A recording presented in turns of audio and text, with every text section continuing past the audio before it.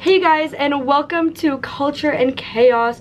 This week we have a plethora of pop culture to discuss, and honestly I am so excited to hear all of the audience's new music recommendations as well, because honestly y'all have been showing me new music and I have been loving it, and on top of that I be showing y'all new music, so it is a perfect relationship we have on this radio show. Topics ranging from Chappel Roan to Sean Kingston to Megan Fox to Billie Eilish. Like, there has just been so many rumors and everything circulating on the internet this week. You fed us. We are going to start off the show playing Don't Look Back in Anger by Oasis, because we have a lot of angry news to dive into today. Okay, hope you enjoy.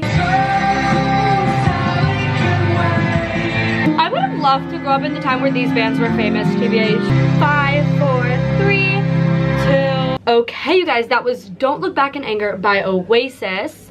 And the first thing on our agenda is we have to talk about Chappel Roan on Call Her Daddy, okay? Now, I have some may say controversial take on this. I don't think she said anything wrong. I really don't think she said anything wrong. And for reference, if you guys don't know what I'm talking about, Chappel Roan went on to Call Her Daddy and she said that all of her friends that have kids are miserable. And can I be honest, that is not bad to say. That is somebody's perspective.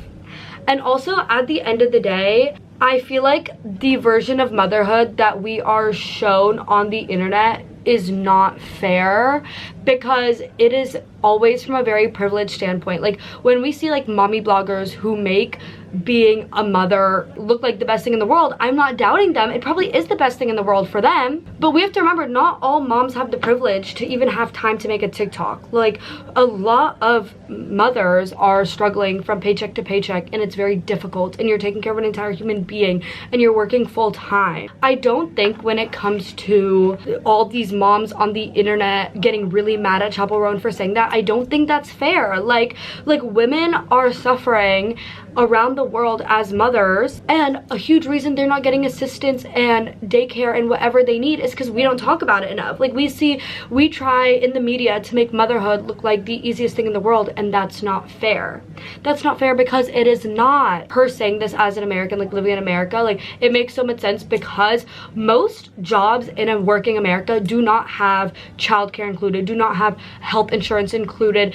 What do you think that like mothers that don't have all the resources that the privileged moms we sometimes see online have, what do you think they do? Do you know what I mean? So that is so okay, I think, for Chappel Roan to share that perspective. I actually think that we should be talking about that more, because if we don't talk about mothers that are suffering in America, then they're not ever going to get the assistance and help they need, as in healthcare, childcare, blah blah blah. So I stand on that opinion, okay? And all the people that are offended by Chappel Roan's statement are obviously incredibly privileged and not noticing there's a huge perspective that is suffering and needs help. Next up, we are playing Supernatural by Ariana Grande, because our queen released lots of new music this week. I feel like people think that the whole world is unicorns and rainbows, but women are the ones that are suffering. That was Supernatural by Ariana Grande, a phenomenal song. And next up, we are going to talk about Sean Kingston, but first, we have to listen to The Love Club by Lorde. I just wanted to listen to that really bad. There's something about hanging out with the wicked kid. 3, 2, 1. That was The Love Club by Lorde. Such a nostalgic, cutie song. And yes, it is time to talk about our beloved Sean Kingston, but is he really beloved anymore is the real tea. Because basically, Sean Kingston and his mom have been found guilty of fraud. They were basically scamming businesses, and he is genuinely confined in his home until his hearing in July. So yes, if you don't know Sean Kingston, he is the guy that sings, or he made Eeny Meeny with Justin Bieber. I'm pretty sure he sings, "You're way too beautiful." Yeah, that one. Why am I singing live on the radio? Like, that was so embarrassing. Anyways, a man that is known to make make the happiest of music, was committing fraud behind the scenes. And you know what, like, because his songs are so good, I would kind of let him off as long as he paid the money back. Is that just me? This is why I could not be a freaking lawyer, because I'd be like, wait, you're nice. This is Peppers by Lana Del Rey, and I guess we should pray for Sean Kingston, or should we not? I don't know. You guys let me know. Skinny dip in my mind, I'm in love. I'm in love. On my knees, Angelina Jolie, let me put my hands on your knees. 2, 1. That was Peppers by Lana Del Rey, one of my favorite Lana Del Rey songs. I think it actually is my top favorite. And next up, we are talking about Megan Fox. Did have her baby this past week. It does have like a cutesy celebrity name. I think the name is like Clementine, or it's not Clementine, it's something like that. But you know what, the name Clementine for a baby, I don't hate it. I don't hate it. This is what's interesting, is that Megan Fox and MGK have their baby, but their relationship status is unknown. And I guess when Megan Fox went on Call Her Daddy and was asked about her relationship status for MGK, she said that she doesn't want to comment and that she's not going to tell us if they're together or not together. I'm just as confused as y'all are. Like, I guess she had a baby with her maybe husband, maybe fiance, maybe nothing. We have no idea. Anyways, next up we're gonna play Sexy to Someone by Clairo. Ooh, I need a reason to get out of the house. Sexy to somebody. 3, 2, 1. That was Sexy to Someone by Clairo. And next up, we have an exhilarating thing to talk about. I was invited to the Minecraft World Movie premiere. You guys, now I'm technically not allowed to officially rate the movie yet, so all I'll tell you is that. But I would like to say that I saw Jack Black, Jason Momoa, and Jennifer Coolidge. I also saw the rest of the cast, who I was not as familiar with. So a few things I have to say. Jack Black is just as funny in real life. I don't think he's playing a character when he's on screen. I think it's genuinely his personality. And that's the same thing about Jennifer Coolidge, and I've decided those are my favorite types of actors. Like, they are the same person in real life. Like, when they are hired for a film, for a TV, they are just playing themselves.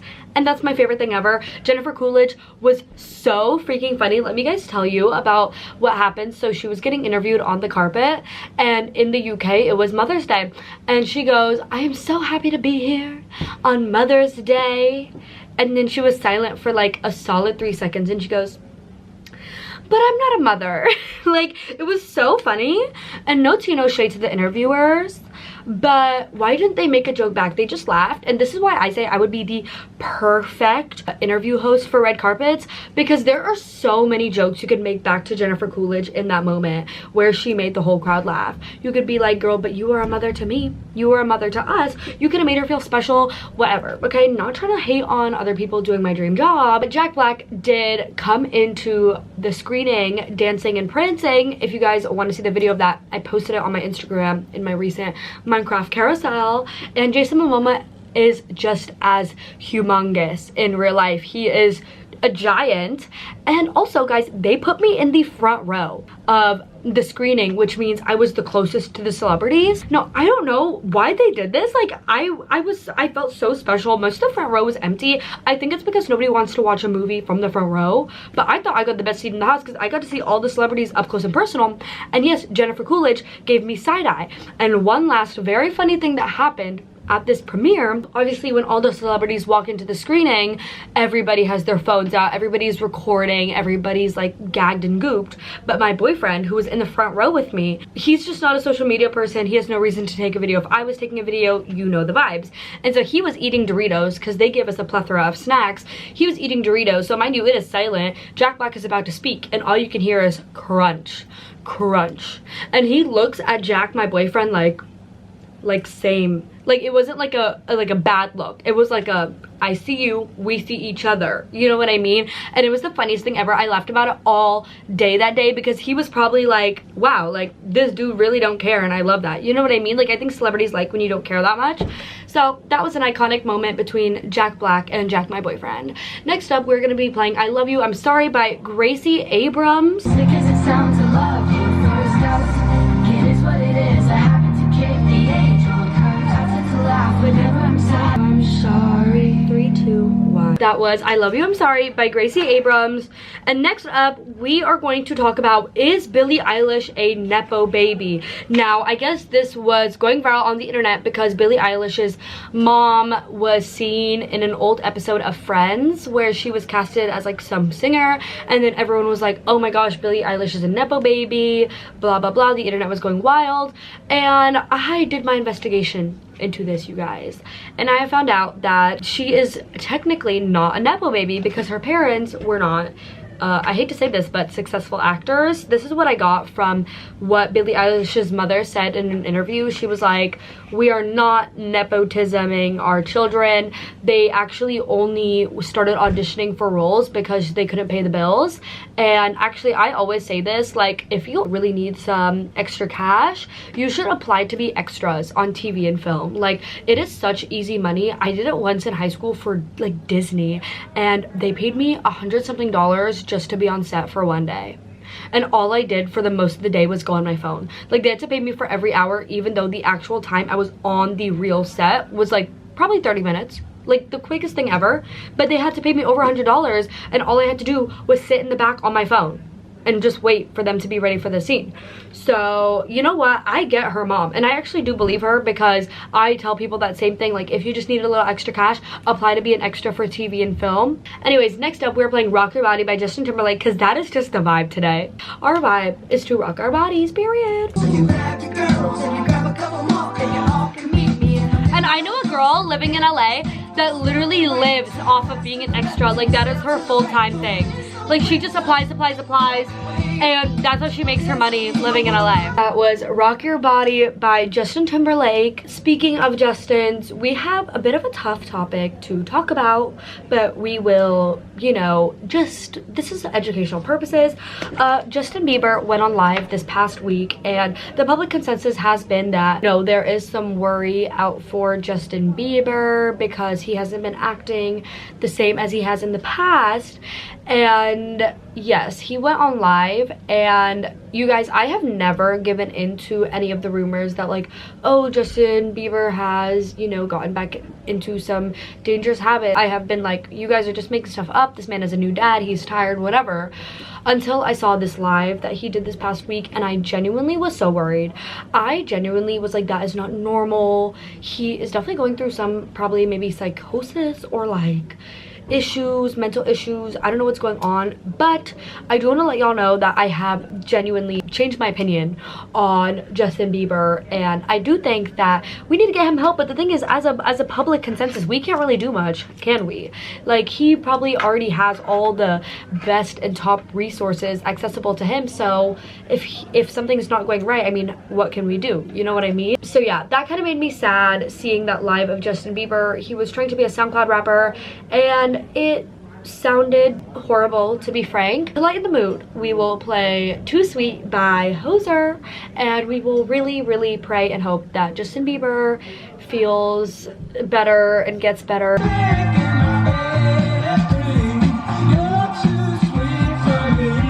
I love Hoser, but I don't like the song anymore because it was overplayed. 3, 2, 1. That was Too Sweet. And next up, we're talking about Miss Sydney Sweeney and Glen Powell being caught going to lunch together.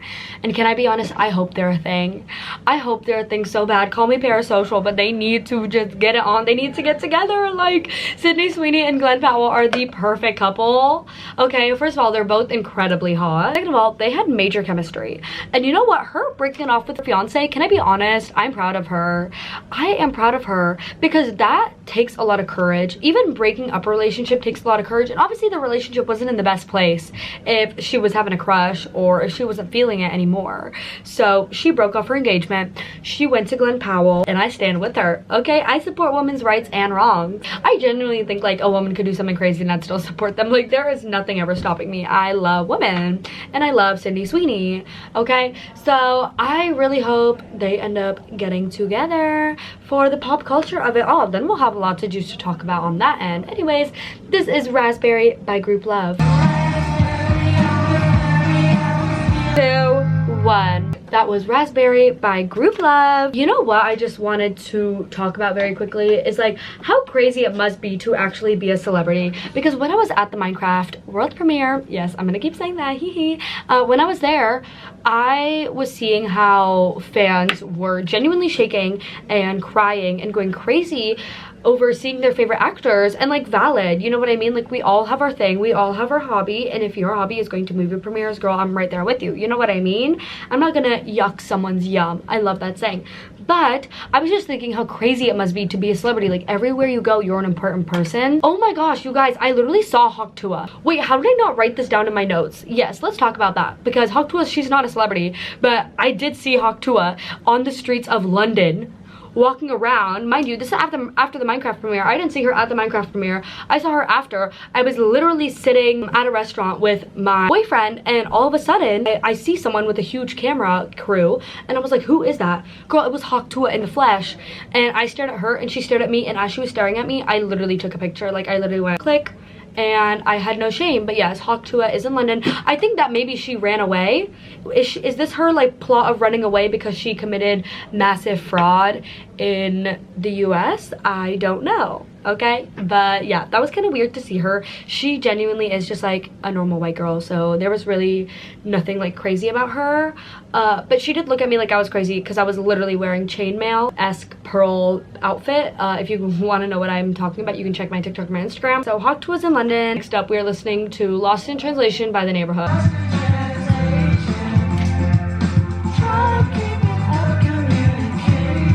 3, 2, 1. That was Lost in Translation by The Neighborhood. You guys, there is some exciting music coming soon because Miley Cyrus has announced that she will be dropping new tunes on May 30th.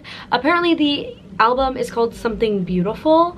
I am so excited, you guys. I heard a snippet. I hope that was real. These days, like when artists drop snippets, I literally can't tell if it's AI or if it's real, but it sounded phenomenal. I am so excited. Okay, and if Miley Cyrus is about to drop music, girl, we are entering a new era. And I already have been feeling this way. Like we are entering maybe our very own Britney-esque era. Like pop stars are doing it crazy, which we haven't had in a while. Like, you know what? We have crazy sets. We have crazy outfits, we have crazy album releases. Like we're just having a lot of crazy pop culture moments, which makes me think like, are we reviving the 2010s? Are we reviving the Y2Ks? I can't tell, okay? But if Miley's dropping and Lady Gaga's dropping, then yeah, in my opinion, we kind of are. Next up is Portuguese Knife Fight by Cage the Elephant.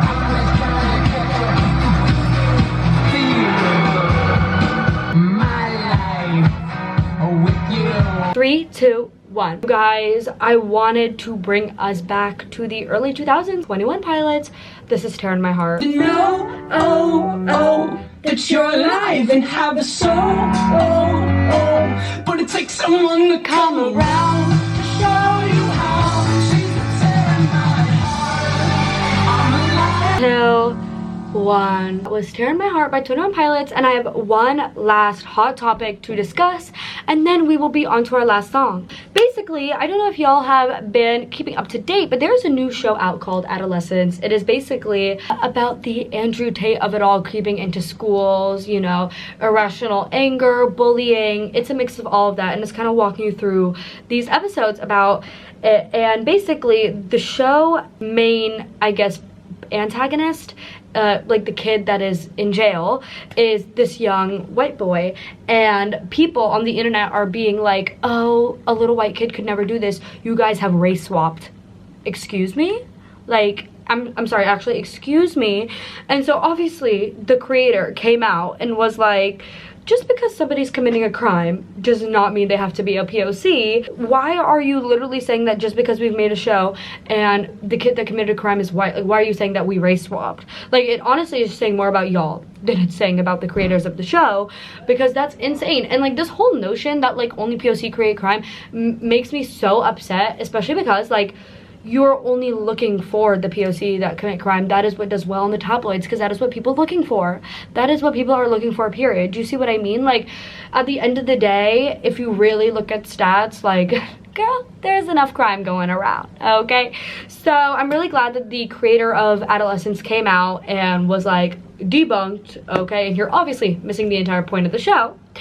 Because a lot of this Andrew Tate BS is in the white male community. So clock it. Anyways, for our very last song, we are playing Story of My Life by One Direction, because we are in our Y2K era. Thank you so freaking much for listening to Culture and Chaos today. I want you to know that if you want to request music, if you want to know when I'm live, if you want to even freaking know when the episodes are uploaded to YouTube, and I do edit them podcast style, follow my Instagram, okay? That is where I post the most updates about this shit. Yeah, thank you so much for listening. If you want me to get a real fucking job in radio, make sure to like this and, you know, subscribe to my YouTube. I think that's the biggest thing because I upload my shows on there. Anyways, okay, thank you guys so much for watching. It literally means so much to me. You don't understand. Like, every view makes me so happy. And I'm not just saying that. Okay, bye. I love you.